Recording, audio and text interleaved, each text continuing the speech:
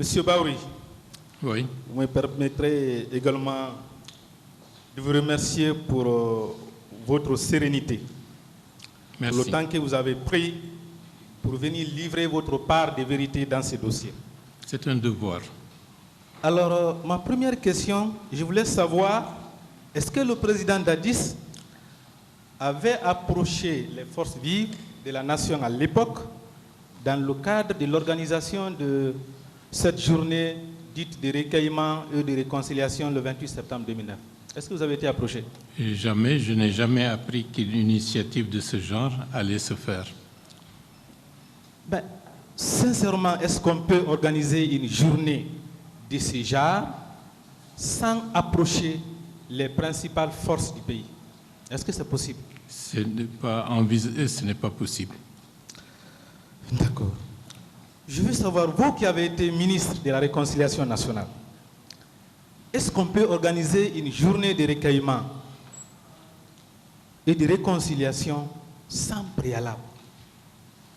Il y a tout un processus si on veut faire correctement les choses pour que la politique de réconciliation nationale puisse être réellement effective. D'accord. Le 28 septembre, vous avez été informé de la réunion de ces préalables? Nullement, au contraire. D'accord. Est-ce qu'on peut organiser une journée de ce genre sans programme d'activité? Sans programme, sans rien, sans activité, une simple déclaration. Est-ce que c'est possible? Ce n'est pas crédible. D'accord. Alors, est-ce qu'aujourd'hui, on peut valablement dire avec le temps que cette journée n'était qu'un prétexte pour justifier ce qui allait se passer? Non. Est-ce que cette journée du 28 septembre était réellement une journée de réconciliation? Ce n'était pas pour contrer la décision des forces vives d'organiser une manifestation? C'est le cas, c'était pour faire croire qu'il y a une autre activité qui devrait transcender toutes les autres et que nous devions renoncer. Merci. Alors, hier, la défense du président Dadis a fait ses mérites, qu'il aurait réuni les conditions sur le plan de la sécurité, sur le plan de la communication, sur le plan sanitaire, sur le plan judiciaire. Tout a été dit. En ce qui concerne l'aspect sécuritaire, on nous a dit qu'il aurait donné les instructions fermes au chef d'état-major des armées de confiner tous les militaires et de laisser la police et la gendarmerie assurer le maintien d'ordre et que ces mesures auraient été répercutées à tous les niveaux. Je vais vous lire un passage de sa propre déclaration. Et je précise d'ailleurs que sa défense avait indiqué hier qu'il avait pris toutes les dispositions pour prévenir les violences. Je vous lis sa propre déclaration.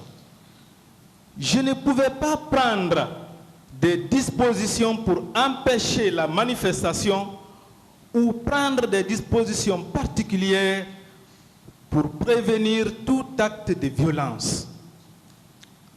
Est-ce que cette déclaration n'est pas en contradiction avec sa propre défense? Bien entendu. D'accord. Vous pouvez croire à ça, qu'un président de la République dise qu'il ne peut pas prévenir les violences dans un stade, même pas dans tout le pays? Vous pouvez croire à ça? Pas du tout. Qu'il ne peut pas prendre les mesures pour sécuriser sa propre population? Vous pouvez croire à ça? Pas du tout. D'accord. Alors, est-ce qu'on peut alors dire que l'argumentation selon laquelle, sur le plan sécuritaire, le président Dadis avait pris toutes les dispositions n'est pas réelle, elle n'est pas véridique? Affirmatif. Merci, M. Baouri. Sur le plan politique, on nous a dit que le président avait pris son téléphone pour appeler M. Sidya Touré pour lui demander de reporter la manifestation. Alors, je vais vous donner le contenu de leur entretien, certains éléments. C'est M. Sidya Touré qui parle ainsi. J'ai entendu Tibou Kamara dire qu'il fallait faire respecter l'autorité de l'État. À partir de là, Dadis s'est déchaîné complètement. Il a dit répéter le respect de l'autorité au moins une dizaine de fois. Dadis a continué à crier et de menacer de me rendre responsable de tout ce qui pouvait arriver et même de me faire arrêter. Est-ce que un appel qui contient un tel contenu peut dédouaner le président Dadis? C'est une menace clairement formulée. Est-ce que cette menace n'a pas été réalisée le lendemain? C'est affirmatif. Merci. Alors, au cours de cet entretien, l'un de ses proches, à savoir le colonel Moussa Tchegro Camara, était présent. Il a été entendu à l'enquête préliminaire. Parlant du contenu de cet entretien, il a déclaré ceci. J'ai entendu dire le président Dadis que les gens doivent respecter les lois de la République. Ce n'est pas une confirmation de cette menace? Affirmatif. L'organisation de ce meeting violait quelle loi de la République? Aucune. Aucune loi. Merci. Alors, s'agissant du même appel, le président Dadis a déclaré qu'il dormait. Il dit qu'il dormait et que c'est Feu Makambo qui est entré le réveiller. Il n'a même pas fini de communiquer avec le président Sidia. La communication s'est interrompue et il s'est endormi. Mais le colonel Moussa Tchegro lui-même, il fait la déclaration de cet entretien où il dit clairement qu'il était présent et qu'il y avait aussi une autre personne décrite ailleurs comme étant M. Thibou Camara. Je vous lis ce passage. Quand le capitaine Dadis appelait Sidia Touré au téléphone pour lui dire en ces termes: grand frère, je vous ai demandé de surseoir à votre marche de demain pour raison d'intérêt national et je vous ai même envoyé des religieux. Dans leur conversation, parce qu'on n'entendait pas ce que disait Sidia, j'ai entendu dire le président Dadis que les gens doivent respecter les lois de la République. Et pendant ce temps, il était dans sa chambre à coucher et en culotte. Dites-moi, à 1h et 2h du matin, si réellement le président Dadis dormait, est-ce que le colonel Moussa Tchegro Camara allait se trouver dans sa chambre? S'il dormait, il allait se trouver dans sa chambre? Non, pas du tout. Qu'est-ce que M. Thibou Camara viendrait faire dans la chambre d'un président de la République à 1h et 2h du matin qui dort? Qu'est-ce qu'il viendrait faire? Est-ce que c'est son garde-corps? Non. M. Thibou Camara, c'est un militaire? À ma connaissance, non. C'était l'aide de camp du président Dadis? Non. Avec le recul, ce n'était pas pour planifier ce qui allait se passer le lendemain? C'est possible. C'est possible. Et c'est pourquoi d'ailleurs, dès le lendemain, c'est le colonel Moussa Tchegro Camara qu'on a vu au stade. Dès le lendemain, très tôt. Si le colonel Moussa Tchegro, le même lendemain au stade, prend soin de le dire, de le marteler, de le répéter aux manifestants, si vous rentrez au stade, tout ce que vous aurez obtenu, vous l'aurez cherché. Est-ce que ce n'est pas en connaissance de cause? C'est possible. Parce qu'il était avec le président tard la nuit. Merci, M. Baou. Je continue. Sur le plan sanitaire, on nous a aussi dit que le président Dadis a réuni toutes les conditions. Vous avez été informé du pillage de la pharmacie de l'hôpital d'Onka? Oui. Est-ce que si les dispositions avaient été prises sur ce plan-là, on aurait assisté à ce pillage? Pas du tout. Vous n'avez pas été informé de l'entrée des militaires, les bérets rouges, dans les hôpitaux à la recherche des malades? Affirmatif. Vous n'avez pas appris que les bérets rouges sont allés chasser les gens dans les morgues, notamment à Donka? Affirmatif. Quand même. Est-ce qu'on peut dire que les dispositions sanitaires avaient été prises? Non. Et que dire des actes posés par son ministre de la santé.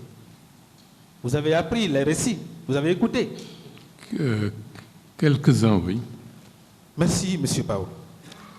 Alors, hier, contre toute attente, nous avons entendu la défense du président Dadis dire que ce sont les manifestants eux-mêmes qui se sont entretués avec les armes qu'ils auraient prises au commissariat de Bellevue et au commissariat du stade du 28 septembre. J'ai devant moi un rapport dressé et signé par le commissaire même du commissariat central de Bellevue par rapport à ces événements. Dans ces rapports, il est clairement indiqué qu'il n'y avait pas de munitions. C'est pourquoi les agents avaient d'ailleurs fui. Je vous lis ce passage. Nos agents ont cherché à maintenir le dispositif autour de notre commissariat, qu'ils ont fini par abandonner, faute de munitions. Bon Dieu. Ça, c'est le commissaire du commissariat lui-même qui parle, qui dit qu'il n'y avait pas de munitions. Est-ce qu'on peut soutenir que c'est avec les armes prises dans ces commissariats que les crimes ont été commis au stade du 28 septembre? Ce n'est pas compréhensible. Ce n'est pas possible. Et même, s'agissant du commissariat du stade du 28 septembre, le commissaire de Dixine qui était présent a été auditionné devant les juges d'instruction. Son audition est là. Nulle part, il n'a mentionné qu'il y avait les armes qui ont été prises par les manifestants. Nulle part. Entre les déclarations du commissaire lui-même qui était présent au moment des faits et d'autres déclarations selon lesquelles les gens auraient pris les armes, qu'est-ce qu'on peut prendre pour vrai, M. Baourou? L'autorité du commissaire est suffisamment édifiant et c'est la personne la mieux indiquée pour dire ce qui s'est réellement passé. Sinon, qu'au moment de distribuer des peines. Monsieur le Président, Monsieur les assesseurs, dans la déclinaison de ce qu'il appelle ces 6 éléments de preuve, qui me paraît fortement discutable, il a été question du fait que Dadis n'a exprimé aucun regret. Dadis n'a pas eu de remords. Dadis n'a pas de compassion. Monsieur le Président, Monsieur les assesseurs, nous ne sommes pas à l'Église. Nous ne sommes pas à l'Église. Et je ne connais peut-être pas parfaitement toutes les normes juridiques de la Guinée, mais en tout cas, en matière pénale, je ne vois pas d'où découle cette obligation pour quelqu'un de s'excuser quand il ne se sent pas coupable. Fallait-il qu'il s'excuse pour vous faire plaisir, Monsieur le procureur? Vous êtes une partie au procès, comme lui. Il n'est donc pas possible, ni admissible, que vous demandiez à quelqu'un de présenter des excuses. À qui d'ailleurs doit-il présenter des excuses? Est-ce que présenter des excuses efface une infraction? A contrario, ne pas présenter des excuses ne constitue pas une infraction. Vous dites aussi dans vos éléments de preuve que Dadis accuse les leaders politiques. Je ne vous comprends pas. J'avoue que je ne vous comprends pas. Est-ce un crime d'accuser des leaders politiques s'il y a matière à le faire? Est-ce une infraction d'accuser les leaders politiques s'il y a matière à le faire? Cette interpellation, Monsieur le procureur, me laisse penser que vous avez joué aux défenseurs des leaders politiques et non pas au parquet représentant la société.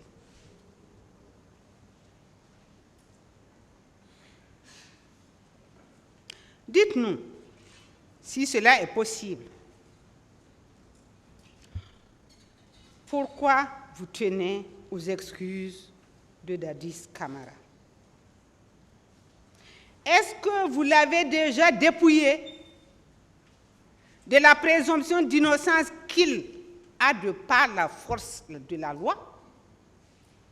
Ou si c'est pour votre plaisir personnel, je le substitue, je pense qu'il faut revoir votre copie. Dites-nous si à cette audience, où vous représentez la société guinéenne tout entière, à laquelle appartient d'ailleurs Dadis,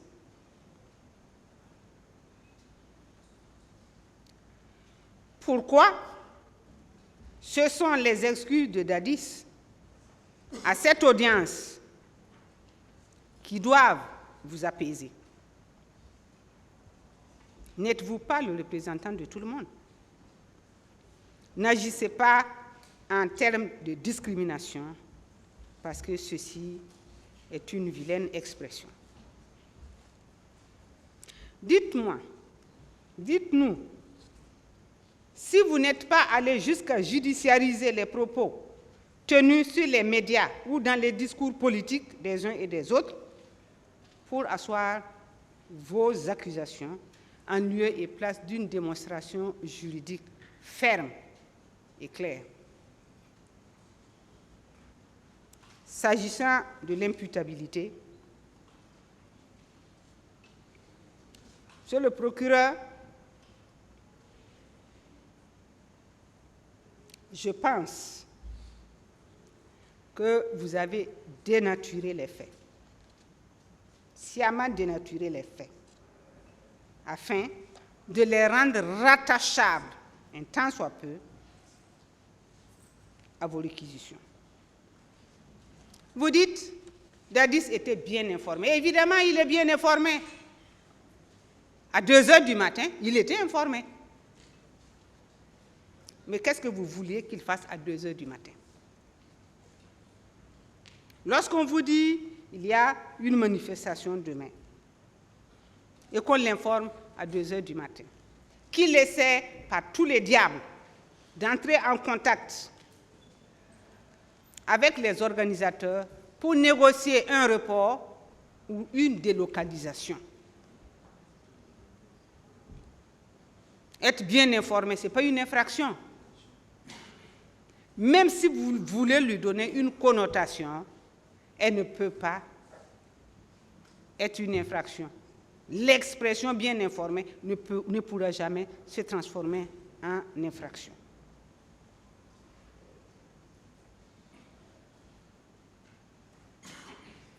Vous dites, Dadis n'a rien fait. Que pouvait-il faire? Il a, je crois en toute transparence, et dès que cela a pu être nécessaire, ou du moins possible, mis en place une commission d'enquête nationale indépendante. Certainement, puisque vous ne lui donnez pas du crédit, vous n'allez certainement pas chercher le pourquoi. Le pourquoi, c'est que le président Dadis n'a pas voulu poursuivre les gens à l'aveuglette. C'est un homme réfléchi. Le président Dadis est un homme réfléchi. Même bouillant qu'il est, il est réfléchi et il a de la mesure, il a de la proportionnalité dans ce qu'il fait.